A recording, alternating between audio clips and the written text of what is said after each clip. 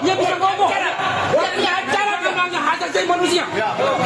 Stop. Dia punya acara. Jangan tahan. Dia punya acara. Sidang perdana kasus dugaan korupsi pengadaan Chromebook Kemendikbudristek periode 2019-2022 yang dihadiri mantan Mendikbudristek Nadiem Makarim tampak turut dijaga oleh prajurit TNI. Kehadiran prajurit TNI dalam ruang sidang juga sempat menghambat proses peliputan oleh awak media. Sidang dengan agenda pembacaan dakwaan terhadap Nadiem ini dimulai pukul 10.42 waktu Indonesia Barat di ruang sidang Hatta Ali. Sejumlah aparat TNI dan Kejaksaan melakukan penjagaan ketat di pintu dan jalur keluar masuk sidang. Setelah pembacaan dakwaan, sidang langsung dilanjutkan dengan pembacaan eksepsi oleh pihak kuasa hukum terdakwa. Adapun saat sidang eksepsi berlangsung, Hakim Ketua Purwanto S. Abdullah sempat menegur 3 anggota TNI yang berdiri di pintu masuk ruang sidang. Teguran dilayangkan karena keberadaan ketiganya mengganggu pandangan kamera awak media. Setelah ditegur, 3 anggota TNI tersebut mundur ke bagian belakang ruang sidang dan pembacaan eksepsi dilanjutkan oleh pengacara Nadiem. Pengamanan terhadap Nadiem kemudian berlanjut seusai sidang. Saat jeda persidangan sekitar pukul 1 siang, Nadiem langsung dikawal ketat pihak Kejaksaan dan anggota TNI keluar ruang sidang. Penjagaan ketat ini membuatnya tak sempat memberikan pernyataan kepada awak media. Kondisi ini membuat pengacara Nadiem Ari Yusuf Amir merasa kesal. Ia menyebut situasi itu melanggar hak kliennya untuk berbicara ke publik. Rupanya situasi serupa kembali terjadi seusai sidang eksepsi berakhir. Awak media lagi-lagi tak bisa mendapat pernyataan Nadiem akibat terhalang penjagaan ketat anggota TNI. Nadiem langsung digiring menuju mobil tahanan oleh beberapa orang dari Kejaksaan. Padahal Nadiem tampak mencoba menghentikan langkah kakinya sejenak untuk meladeni wartawan. Namun pihak Kejaksaan memaksanya untuk segera menuju mobil, bahkan mendorong wartawan agar membuka jalan. Sebelum masuk ke mobil, Nadiem sempat berteriak bahwa kasus dugaan korupsi yang menjeratnya merupakan kriminalisasi kebijakan dan dirinya tak menerima sepeser pun. Sementara itu, Direktur Penuntutan pada Jampitsus Kejagung Riono Budi Santoso menyebut pelibatan TNI dalam sidang Nadiem dilakukan berdasarkan penilaian risiko. Ia menegaskan pelibatan TNI bukan hanya untuk kasus yang menjerat tokoh tertentu. Adapun dalam uraian surat dakwaan, Nadiem dan 3 terdakwa lainnya disebut menyebabkan kerugian keuangan negara senilai 2,1 triliun rupiah. Saat pembacaan eksepsi, Nadiem mengklaim tak pernah terlibat kegiatan teknis proses pengadaan laptop berbasis Chromebook. Menurut Nadiem, berdasarkan audit Badan Pengawasan Keuangan dan Pembangunan atau BPKP tahun 2023-2024, tak ditemukan kejanggalan terkait dengan pengadaan Chromebook. Nadiem mengatakan hanya pernah 1 kali mengikuti rapat perencanaan Chromebook pada 6 Mei 2020 untuk dimintai pendapat soal rekomendasi tim.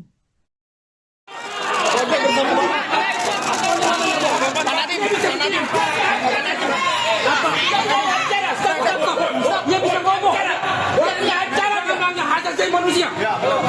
Stop. Dia punya acara. Jangan tahan. Dia punya acara.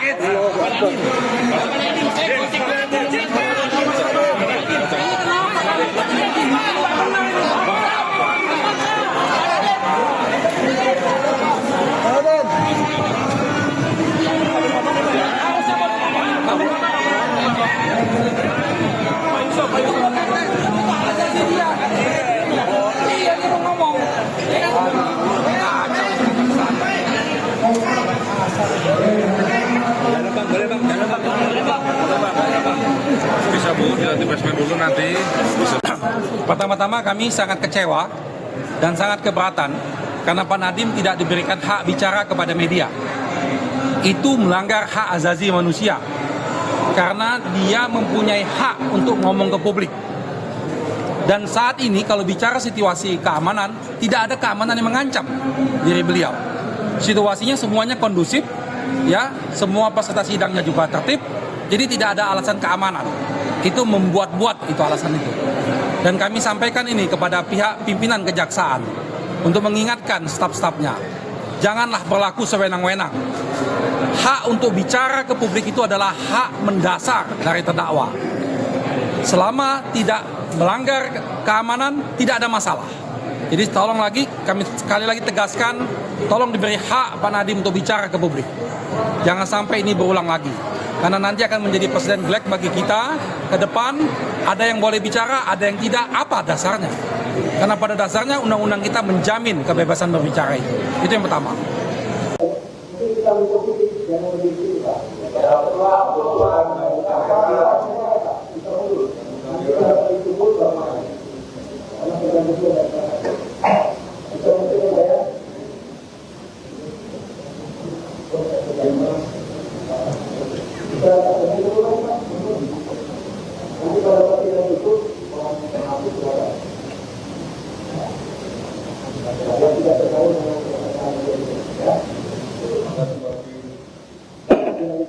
Terima kasih. Majelis Hakim yang mulia, rekan jaksa penuntut umum yang terhormat dan peserta sidang yang mencintai keadilan, bahwa tindak pidana korupsi sebagaimana diatur dalam pasal 2 dan pasal 3 Undang-Undang Nomor 31 Tahun 99 Junto Undang-Undang 20 Tahun 2008 merupakan delik material, sehingga unsur yang harus dibuktikan terlebih dahulu adalah akibat dari perbuatan tersebut. Yaitu timbulnya kerugian keuangan negara. Dengan demikian, dalam proses penegakan hukum, khususnya pada tahap penyidikan dan penuntutan, bukti adanya kerugian keuangan negara yang nyata dan pasti merupakan prasyarat mutlak sebelum seseorang dapat ditetapkan sebagai tersangka. Lebih lagi, penegakan tersebut antara lain dinyatakan secara eksplisit dalam putusan Mahkamah Konstitusi nomor 25 PU 14 2016 yang menyatakan bahwa unsur dapat kerugian keuangan negara pada pasal 2 Undang-Undang Tipikor harus dimaknai sebagai kerugian keuangan negara yang nyata dan aktual, bukan sekedar potensi atau asumsi. Meskipun pasal 2 dan pasal 3 Undang-Undang Tipikor telah dicabut pengaturannya, dialihkan ke dalam pasal 603 dan pasal 604 KUHP 2023, hal tersebut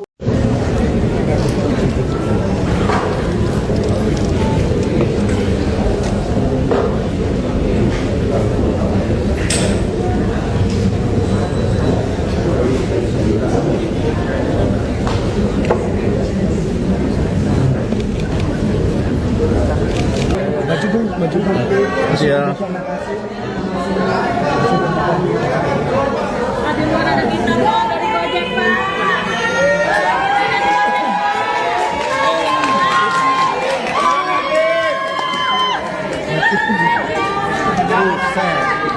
Terima kasih semua. Terima kasih.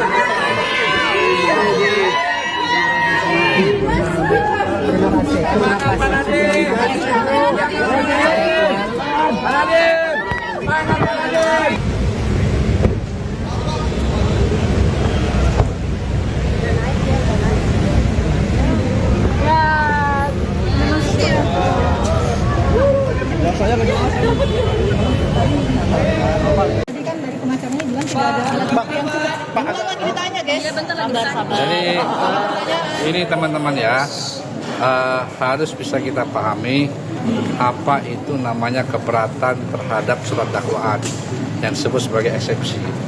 Jadi keberatan terhadap surat dakwaan itu secara limitatif sudah diatur, yaitu di pasal 75 mengenai Undang-Undang Nomor 20 Tahun 2025 itu disebutkan surat dakwaan itu harus diberi tanggal.